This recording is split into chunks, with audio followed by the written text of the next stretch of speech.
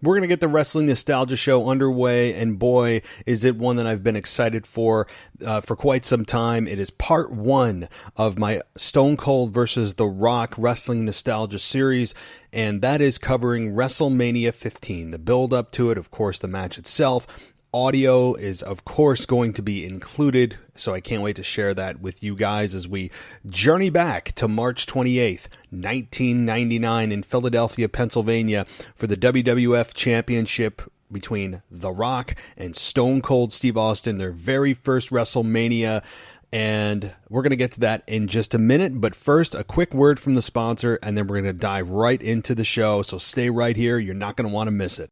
Hey guys, so retirement may or may not be something that you're really thinking about, but even if you are years and years away, I mean, I'm 20 years away from retirement, but it's something that we should all be thinking about. There's a company that has retirement plans that you can invest in precious metals like gold, silver, and cryptocurrency. There's also a big opportunity to grow retirement and grow income for either your personal or a business. And anyone who signs up at this website receives a free investment kit and gift. So what is this website? It's brightmoneyinvestments.com. That's brightmoneyinvestments.com. You can diversify and grow with metals and cryptos, and you can even talk to someone there to get a better idea of what you should be investing in. So head on over to brightmoneyinvestments.com. It's time for your weekly fix of wrestling nostalgia, when we look at wrestling's past eras, from the Attitude Era to the Reality Era. I'd like to think that maybe this company will be better after Vince McMahon's dead, but the fact is, it's going to get taken over by his idiotic daughter and his doofus son-in-law and the rest of his stupid family. To today, here on the WWE Podcast.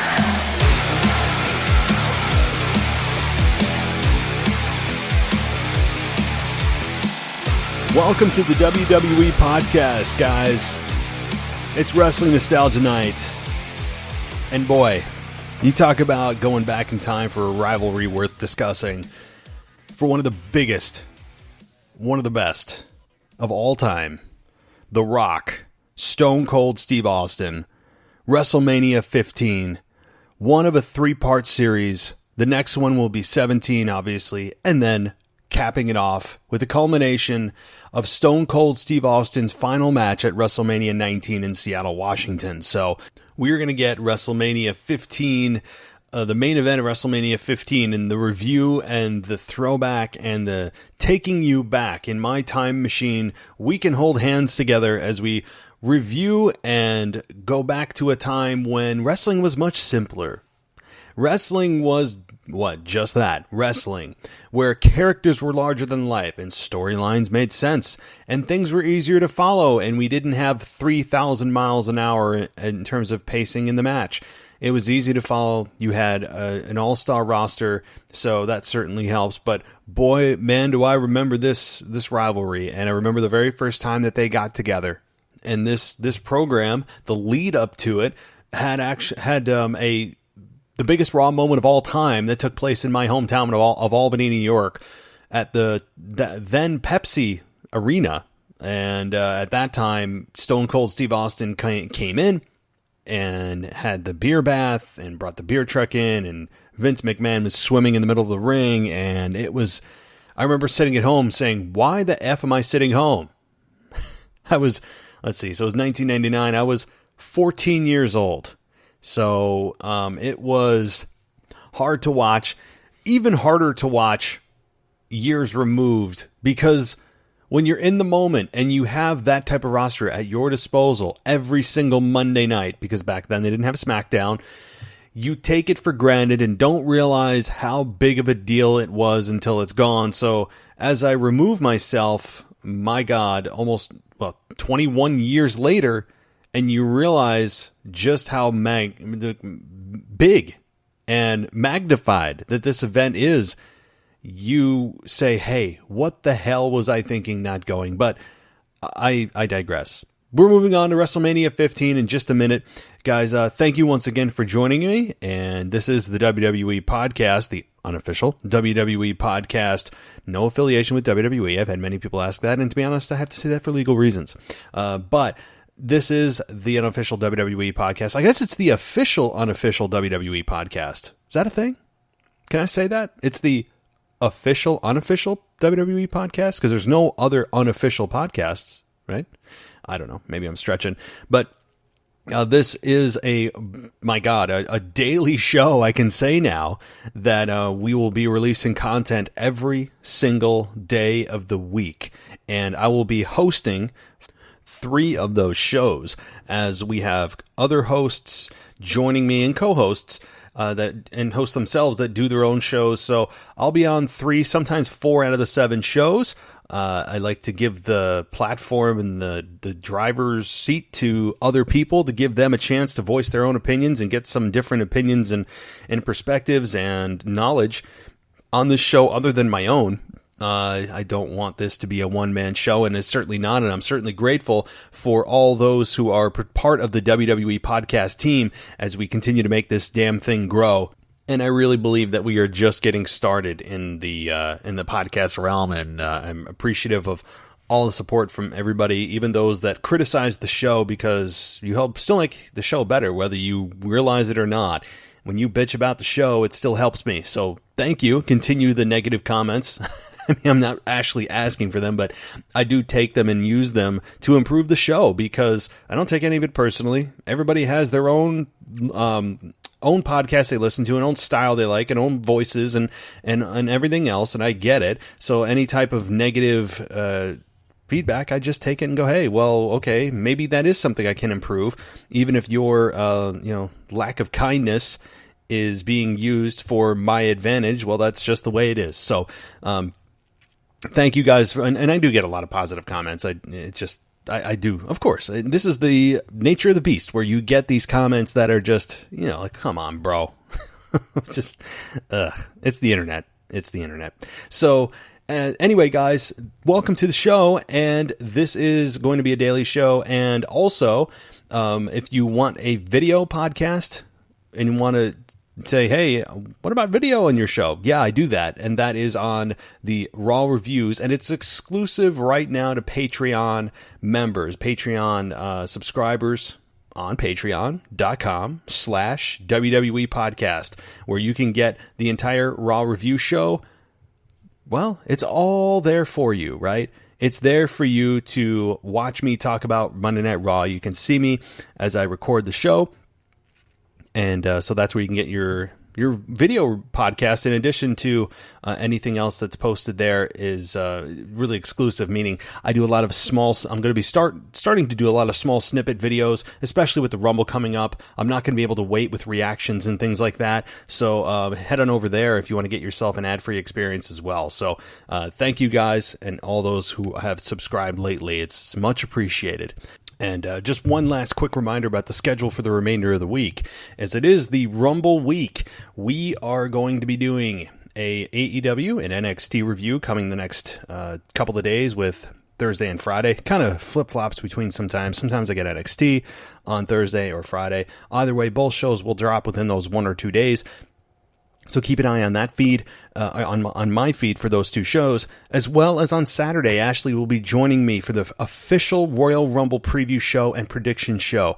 All of our predictions will be laid out on that day as we give our final thoughts on the go-home show to SmackDown, and of course, lay out who we think is going to win the Rumble and all of the other matches on the card. And then, of course, Sunday will be the Royal Rumble event itself, and I'll be tweeting throughout the show with my initial thoughts and reactions, and so follow me if you'd like to at the WWE Podcast. That is where you'll be able to find me and join in and disagree, agree, have fun. Let's do it. I can't wait to be able to interact with you guys live. That's going to be a bunch of fun. And then Monday and or Tuesday, depending on the schedule, hopefully Monday, we will be doing a mega co-host show where all of the co-hosts are going to be joining me, and we'll be reviewing the Royal Rumble match, pay-per-view event, and the match, of course, in what is expected to be a pretty darn long show. Anytime I bring a co-host on, we could go hour and a half, 2 hours by ourselves. So I'm going to try to limit it to, I'm going to try to stick within that hour and a half to 2 hour time limit, just because I respect people's time. I don't want to bog down people, but I also want to get opinions in. I think that this could be one of the best shows that this show in the history of this program has ever had, and I really believe that, and I think it's going to be a really good show, and it's going to be awesome to have all the personalities on at once to see how we all mingle and disagree or agree or just have a good time. I think it's going to be a blast. So keep an eye out for that mega show coming, hopefully Monday evening as it's recorded, and probably will drop late Monday night. It's going to take some time after the audio is done to clean it up and edit it and put the ads in that you guys love so much, and then of course publish it. So I'm thinking late Monday night. When you wake up Tuesday morning, it should be there, and I'm really looking forward to it. It's going to be a ton. There's going to be a ton to talk about. And you know what? Even if we record Tuesday, we then have Monday Night Raw to discuss with the follow-up. So it's not so bad if we get it on Tuesday. We're just trying to still line up schedules as life happens. So, all right. Well, let's talk about WrestleMania 15. Let's talk about WrestleMania 15. And before I get into Rock Austin, I want to give you guys a quick rundown of the other matches that were on the card, just to jog your memory. And this, of course, is straight from Wikipedia. All right, I'm not any genius that remembers the entire card. Let's be honest. So Jacqueline with Terry Runnels defeated Ivory in a singles match. Man, I don't remember that. I just don't. D'Lo Brown and Test won when Draws and The Godfather eliminated each other in a battle royal to determine the number one contenders to the WWF Tag Team Championship. Amazing. It's amazing that they, at this time, didn't have, or actually put a number one contenders match on the card.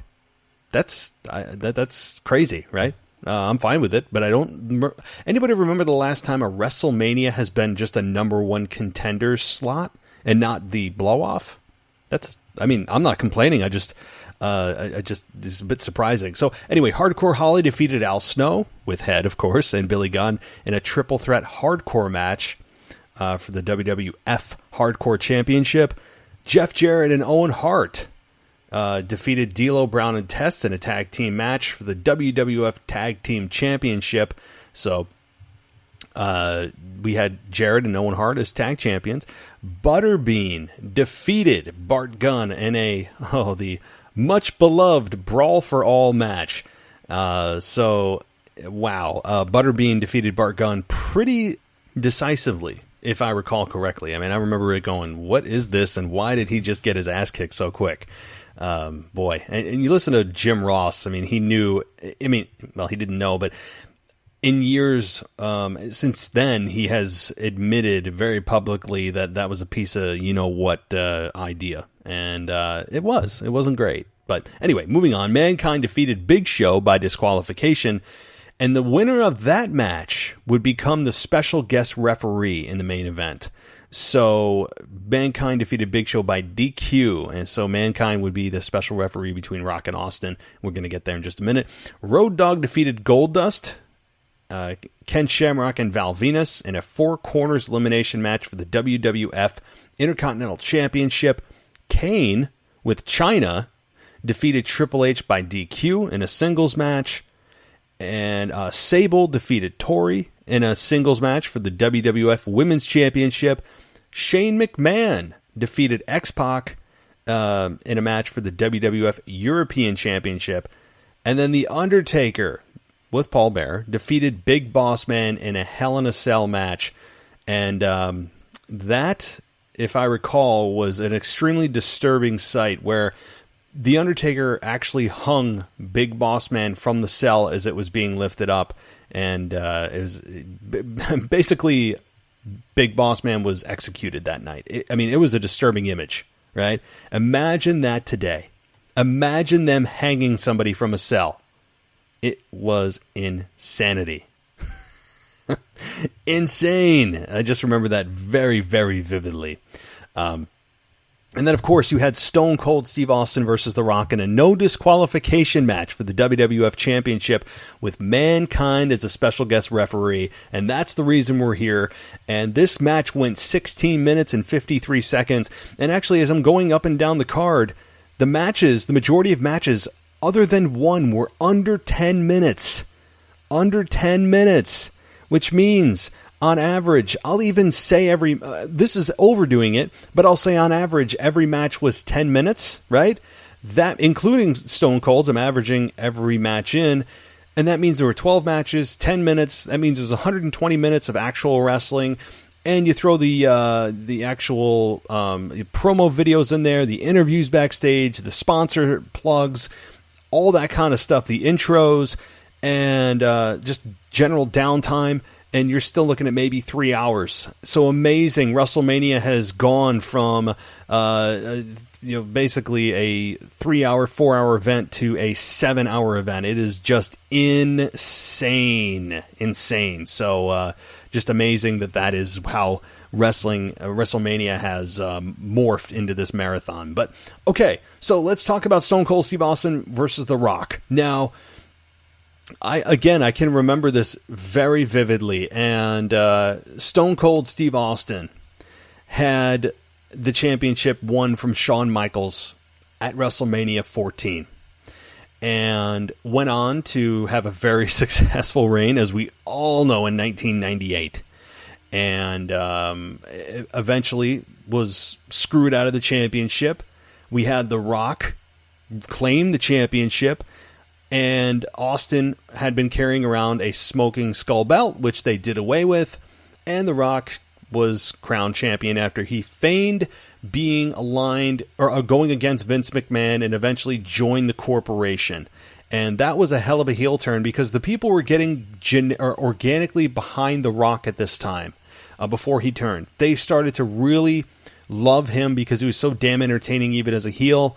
And then I remember he rock bottomed Vince McMahon, but it was all in part of a big plan to be crowned the corporate champion. And if I recall correctly, Stone Cold, again, he was screwed out of it at Breakdown. I remember that was the name of the pay-per-view in '98, where Vince McMahon came up with a master plan to get the championship off of Stone Cold Steve Austin, pitting The Undertaker and Kane in a triple threat against Austin, but with the stipulation that Kane could not pin Undertaker and Undertaker could not pin Kane. So it was essentially a handicap match against Austin, and Austin could not overcome them and gets screwed. The championship gets vacated, and eventually The Rock gets the championship, and Austin is obviously furious.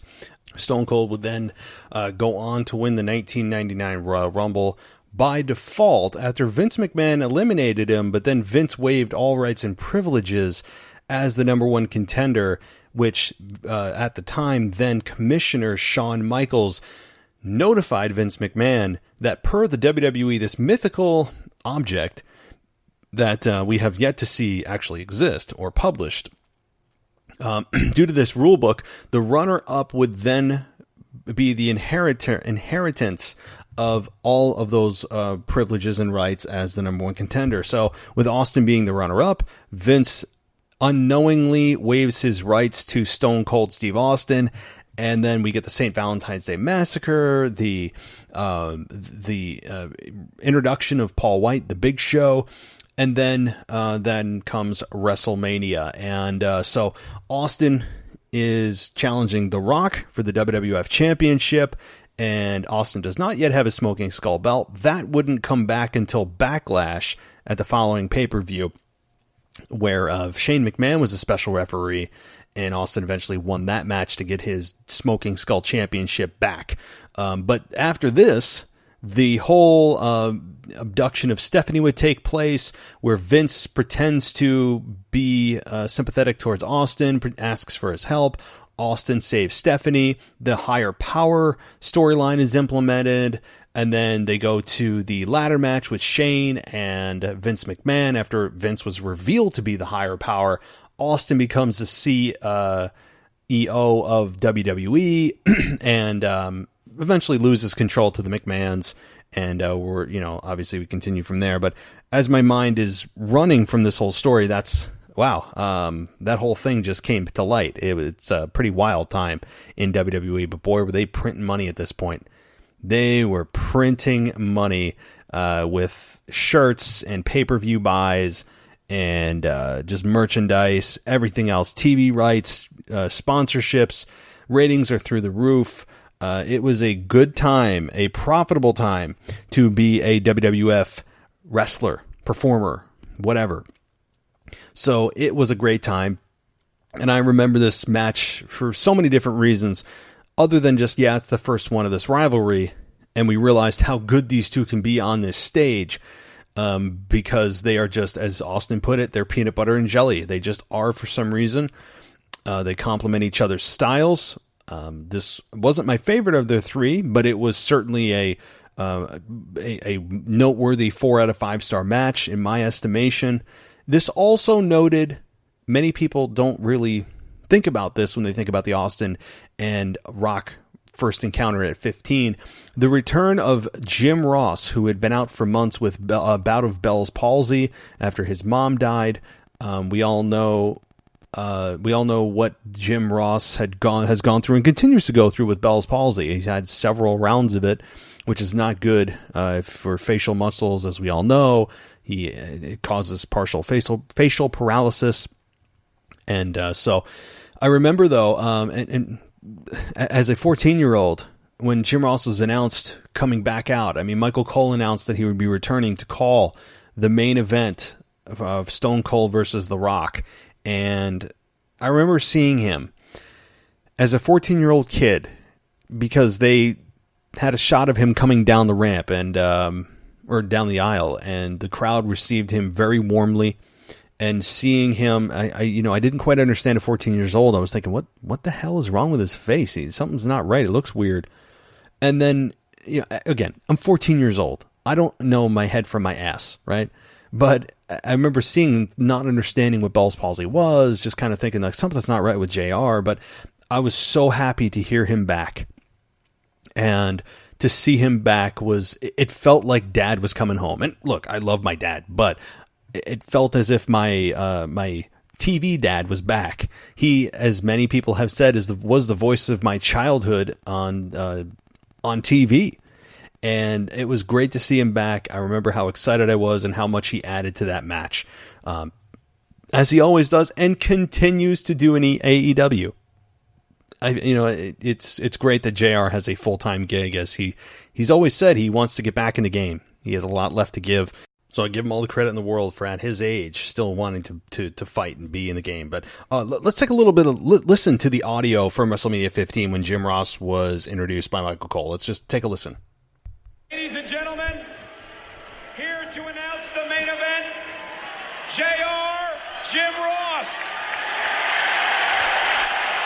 Wow! Good old JR getting a standing ovation from Philadelphia. And he tipped his hat to Michael Cole. I can't believe it.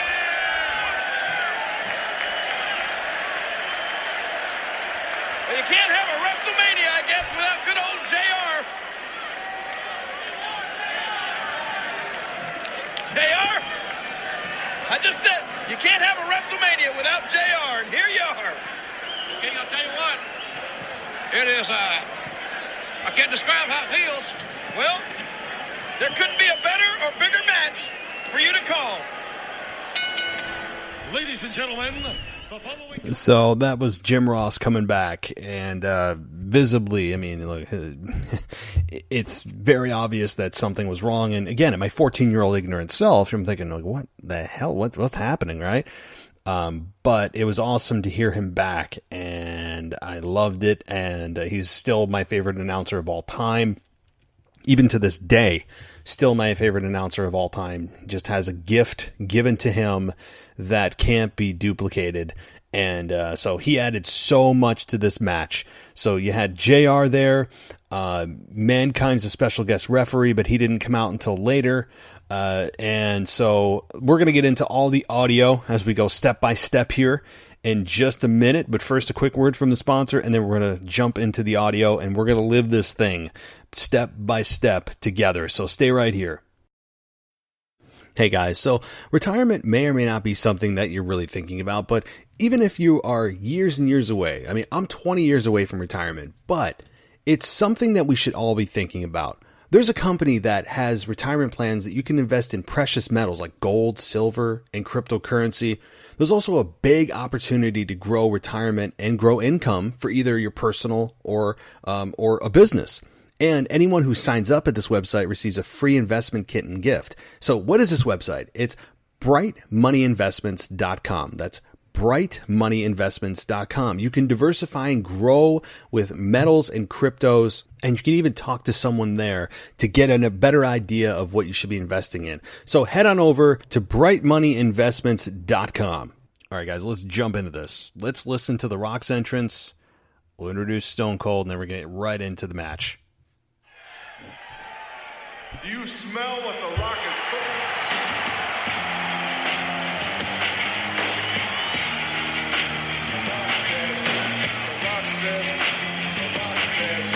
The Rock says, introducing first, from Miami, Florida, weighing 275 pounds, the World Wrestling Federation champion, know your damn role.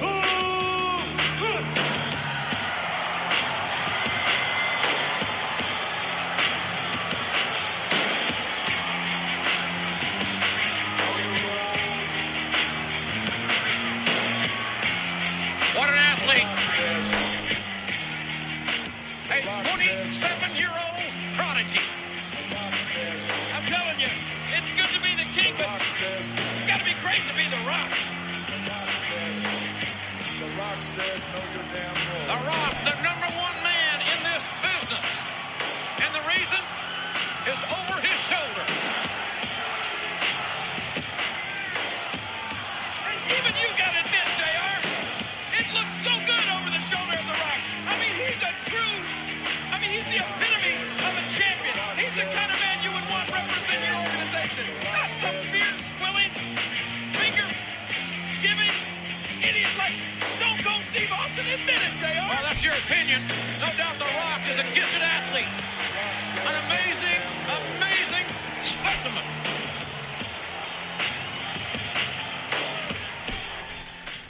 So that's The Rock, and as he comes out, of course, that slow, methodical walk, and the cadence in which he has, the confidence. 27-year-old. That's funny to hear from just that time frame. It was just a time that it seems like a millennium ago, right? And having the championship. I mean, when you even see the set of WrestleMania, it's pitiful, right? Compared to today, I mean, it was just this logo they had made. It looked like just a normal pay-per-view, except it said WrestleMania. It was, this is pre-stadium, so it's just funny. I mean, this show is under 3 hours. The show was under 3 hours. The show ran 2 hours and 46 minutes. What? Monday Night Raw is longer than WrestleMania 15. Think about that. Think about that. Monday Night Raw on a weekly basis is longer than WrestleMania 15 was. My God. And you wonder why we are not left wanting more. More often than not. So just quite a stark contrast as to today's product. But all right, let's listen to his opponent.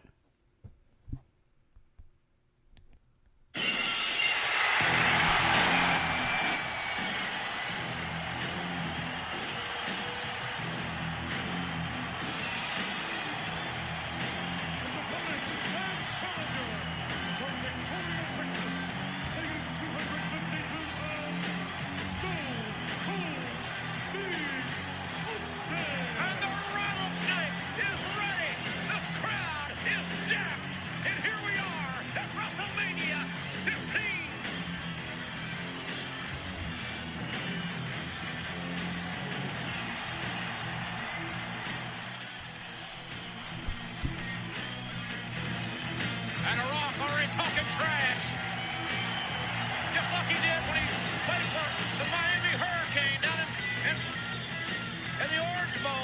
talked a lot of trash. They psyched out a lot of people. But King, I don't think Austin can be intimidated. Here they go. And Austin didn't even get through his entrance before The Rock interrupted him, and that would probably pissed off half the audience because they only got to 2 turnbuckles before The Rock stopped him mid walk. But I remember specifically there was an interview done with Stone Cold about his entrance at 15 here, and I remember him noting how pissed off he was because he forgot his vest that night. So he wore just a regular Stone Cold shirt, and I just noted that he noted how pissed off he was. I don't know if he misplaced it, lost it on a flight, I forget the whole story, but he didn't have the vest, which is why he wore a shirt to the ring that night. So that's an interesting note. In real time, I remember saying, well, that's interesting. Maybe he just wants to promote his shirt. I didn't even really think about it that much. And I didn't even watch wrestling with that keen of an eye, right? Especially doing a podcast. When you're not doing a podcast, you can just kind of enjoy wrestling and not have to think about analyzing it too much.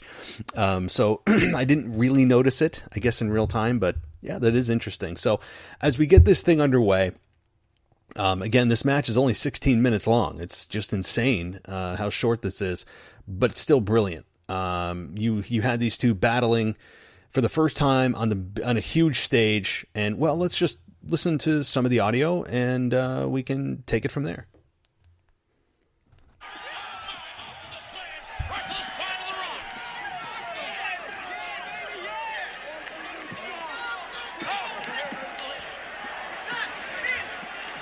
Austin now, he's dominant. Was airborne. The champion was airborne. Right into this sea of people.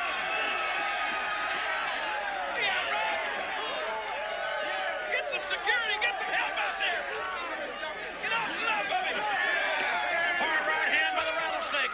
And the Rock counters with one of his own. Where's the Mean Street Posse when you need them? Good.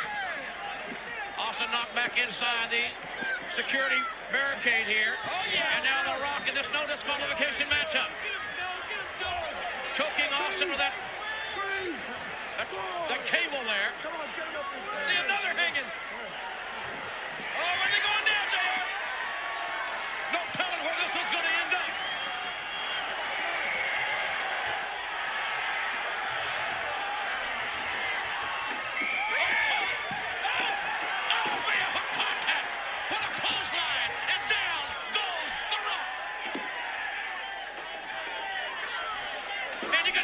You can feel the intensity here. It is electrifying. And The Rock plays first into the steel. In a right hand. In a right hand.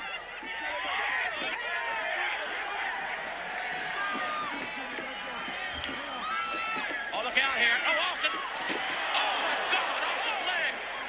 Austin's that heavily braced right knee. That did it. Right across that steel support holding the lights there. And Austin may be hurt badly. Oh, yeah. And The Rock not wasting any time. So there's a little bit of action as the referee here, Mike Chioda, watches as Rock and Austin battle up the ramp and slam each other into barricades and the WrestleMania sign and lighting fixtures. And it's just a beautiful, beautiful thing. And the intensity, not just in the competitors, but also in Jim Ross's voice. Can you hear it? Can you feel it? As he would say, yeah. Jim Ross can make anything sound exciting. He just has that, again, that natural innate ability, and I loved it. And seeing these two fight and hearing Jim Ross call the action is something that you just never get tired of, and it was just awesome. So they continue to fight up the ramp here. Mike Chioda is strangely calling, 4 counts and things like that and holds, but it's a no DQ match, so I don't know why that kind of stuff was even enforced by the referee. And as I'm watching, the Rock got slammed into the WrestleMania sign, and they eventually make their way back into the ring as the match starts to wind down. We had several referees throughout this match, right? I know Mick Foley was scheduled to be the special guest referee, but he was not at the beginning. We went from Mike Chioda to Tim White. And, well, let's just listen to how some of this plays out.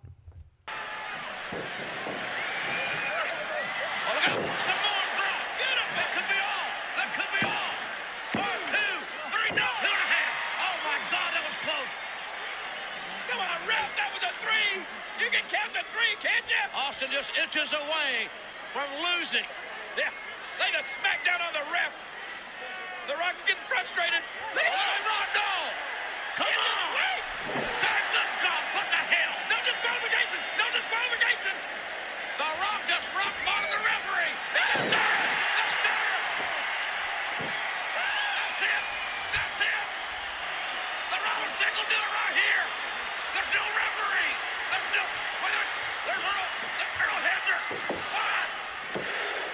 I don't believe it. The Rock kicked down the starter, and Austin is in stop. He can't believe it. So this is our third referee. After Mike Chioda was taken out, Tim White got rock bottomed by The Rock, and now you have the beloved, and I truly mean that, Earl Hebner, who's got the best count in the business. Just his cadence with his arm, his pacing. I know I say that with promos, but with his arm, he could speak with his arm. It was insane. I loved Earl Hebner. He's how you should count. Today's referees count way too fast. There's no suspense. It's all just 1, 2, 3. I mean, even when The Undertaker lost his streak, think of how quick that count was. It didn't feel right. It was not 3 seconds. It was about 2 with 3 taps and 3 taps for 2 seconds. Too quick.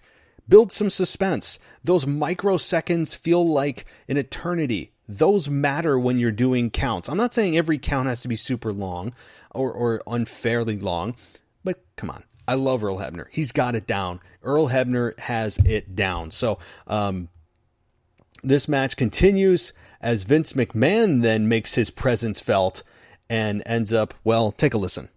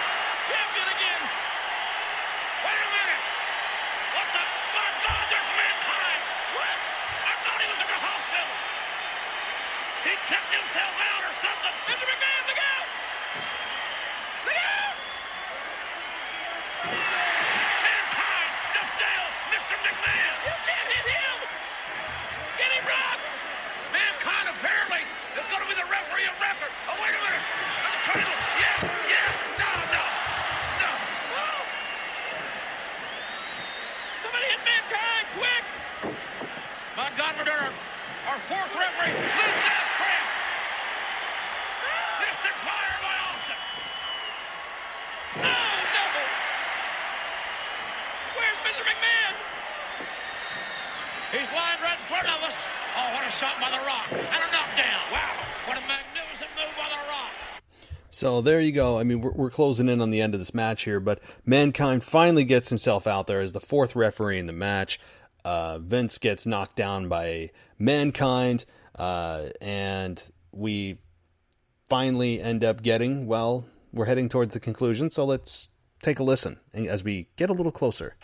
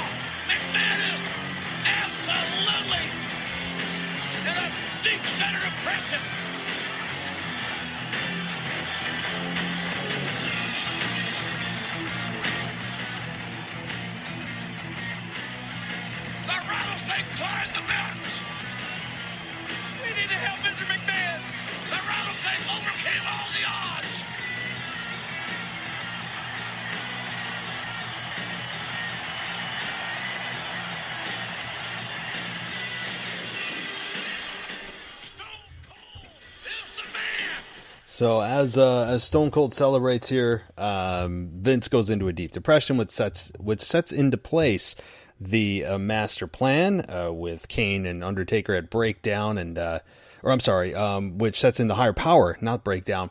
It sets the higher power plan into place. Ultimately, Austin becomes CEO, as I mentioned, but this was a WrestleMania that was really memorable for just how, not just how Austin was as a character, how Stone Cold was as a character, how he solidified himself at 14. At 15, he was really coming into his own.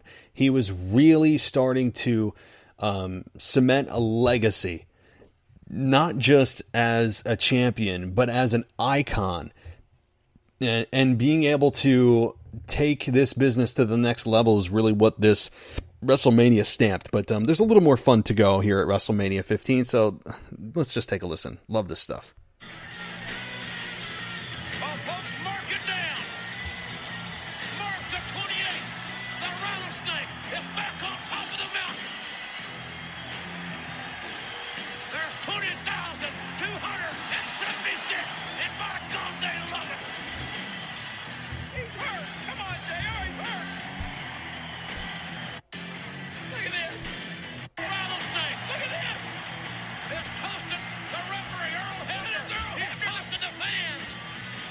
He's toasting everybody that works for a living. You can't drink on the job, you idiot. The job is done.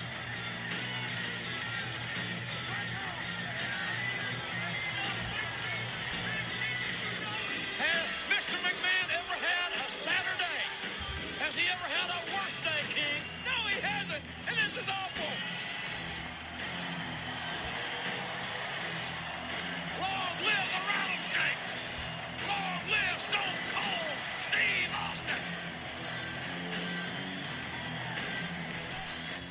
Austin. So Austin toasts with Earl Hebner. Vince McMahon is in a deep state of depression. JR outlines that really nicely. And, you know, we've got the Vince McMahon Austin rivalry that morphed again a little darker as Vince McMahon sacrificed his own daughter to get at Austin. And really tried to bait Austin into, hey, you know, we're not so bad, but Austin ends up, well, giving a little bit of a gift to Vince McMahon here. So take a listen.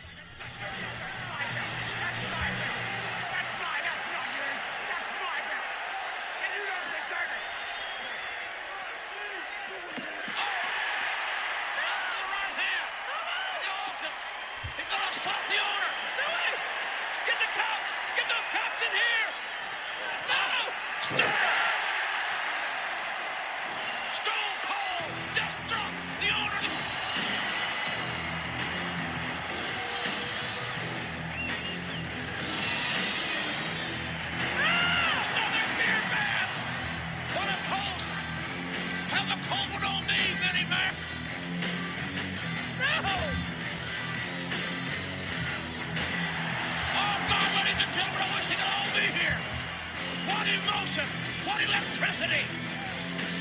Stone Cold Steve Austin has become the World Wrestling Federation, and he did it at WrestleMania 15. So just a brilliant story to be told there. Obviously, this rivalry continued, and it continued in a big way. And heading into Backlash, Austin gets his Smoking Skull belt back. And then it ended up culminating again at 17 and then again at 19. And we'll, of course, cover 17 and 19 in the weeks to come at part 2 and 3 of this Wrestling Nostalgia series of Austin versus The Rock. And it's just it's so great to look back and see what worked and see what still could work. And what still could work are extremely deep characters that don't take this as kind of a wink and a nod job, meaning they protect kayfabe. And you may say, it's dead. Well, you know what? You can resurrect it. You can bring it back. If you just stay the F off social media, which has been an absolute killer, and you invest in your character, you understand who you are, bring that to management. Let them know who you could be, who you want to be, which is usually an extension of yourself dialed up to 20. And that's fine. Austin out there with The Rock it's just, I don't care who you are. I don't care what wrestling fan you are, whatever promotion you love. You cannot deny Austin Rock may have been the biggest rivalry of all time. And you say, oh, Austin McMahon was bigger. Well, it was bigger in a different way. When you talk about in terms of actual one-on-one opponents that he could have an actual wrestling match with, The Rock is number one. He just is. And Vince McMahon, Austin and him had a hell of a rivalry. And the problem, though, is Vince McMahon can't perform. He's just not that good. He was older. He's not a trained professional. And the fact of the matter is, you can't have a 5-star match with Vince McMahon. You have to have a dance partner. And The Rock was the perfect dance partner to Stone Cold Steve Austin. I think his best of all time. They had an amazing run of my God, 15 to WrestleMania 19. So it's a good 4 years. Of course, moments and matches in between. But those big 3 landmarks are where they had that trilogy. It's the trilogy that is... and what made professional wrestling what it is today. And it laid the foundation. It was that big. And you may say, I don't know about that. You may say that now. I mean, think about that, though. Think about the money they drew. Think about the audience, the crossover audience from other genres of entertainment that were brought in because of what they've heard about The Rock and Stone Cold Steve Austin, particularly at WrestleMania 19 when The Rock was still in Hollywood, coming back to fight Austin. It was... There's just so many elements to this that we don't really appreciate in 2020 because it's 20 years ago, right? It's 21 years ago in this case. And it just, we often have memories that don't serve us well when it comes to this kind of thing. And I think that we need to take a step back and realize just how good these matches were, number one. What they meant to the business, number two. What they did for both men's careers. Would Austin have been as successful without The Rock, and would The Rock have been as successful without Stone Cold Steve Austin? The answer is no. The answer is no. I believe that. They were important to each other's careers. They brought out the best in each other. Their promos were epic. As I'll talk about in my next part 2 and kind of a preview, I will never think of the Limp Bizkit song My Way the same way ever again.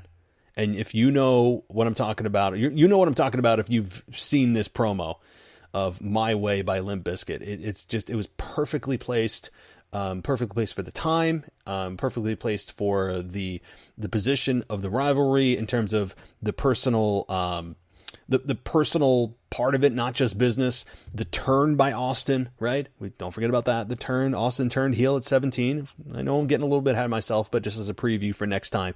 So much to get into next time. I'm really excited. I want to jump into it now, but I'm going to hold myself back and make you guys wait too, because I got to analyze and get clips together and all that kind of stuff. But I hope you guys enjoyed this. It's been a blast going back into the past and reliving this match and reliving what it meant, and 21 years removed, what it still means, and what WrestleMania has evolved into from WrestleMania 15 to now WrestleMania 36. Think about that. 21 years later, we're still talking about a match like this and the impact it had on the business. And so, again, guys, I really enjoyed this. I hope you did too. Again, I'll be back on Saturday with Ashley as we discuss our official Royal Rumble predictions. We're going to have AEW NXT reviews in the next couple of days. So really 3 shows in the next 3 days. Rumble on Sunday. Tweet at me at the WWE podcast throughout the show. I will be there at your fingertips, literally. And then a huge Monday review show with all co-hosts on board, all hands on deck as we do a mega Royal Rumble review show. And then back into the schedule for next week as we ramp up into WrestleMania season in a big way. So, guys, again, don't forget to head on up over at patreon.com/WWE podcast if you want a video podcast of the audio that I recorded on Monday Tuesday for the Monday Night Raw review show. You can also head on over to the website at WWEpodcast.com. But Patreon is where you'll get ad-free for the entire library. You get all the video podcasts, you get blogs, you get a shout out on the show, lots of value for really $1 a month. And of course, there's higher levels that get you higher access to things like coming on the show, making your own podcast and things like that. But also rate and review me any chance that you can. It really helps out the show, even if it's just a bitch about how much you don't like the show. Whatever, your call, right? And there's always other podcasts to go listen to, but if you want to bitch at the show, cool. I'll just take it and use it to improve the show. And that's seriously totally fine. I'm not being an a-hole about it. Like, whatever. I mean, don't care. Say what you want to say. Everyone's got an opinion. But thank you guys for listening. Thank you guys for joining me. I hope you've enjoyed this. If you have suggestions for future wrestling nostalgia shows, shoot me an email at realwwepodcast@gmail.com with your suggestions about what you would like to hear for your wrestling nostalgia as we move forward. All right, guys. Well, that's it. Get ready for a big week. We are just getting underway. For this week. So much more to cover, so many more shows to go, and the Rumble on Sunday. And with all that said, guys, take care. I'll talk to you next time.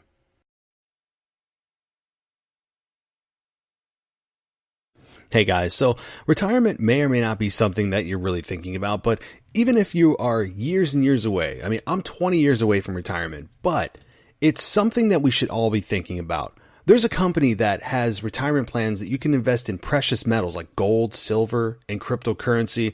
There's also a big opportunity to grow retirement and grow income for either your personal or a business. And anyone who signs up at this website receives a free investment kit and gift. So what is this website? It's brightmoneyinvestments.com. That's brightmoneyinvestments.com. You can diversify and grow with metals and cryptos, and you can even talk to someone there to get a better idea of what you should be investing in. So head on over to brightmoneyinvestments.com.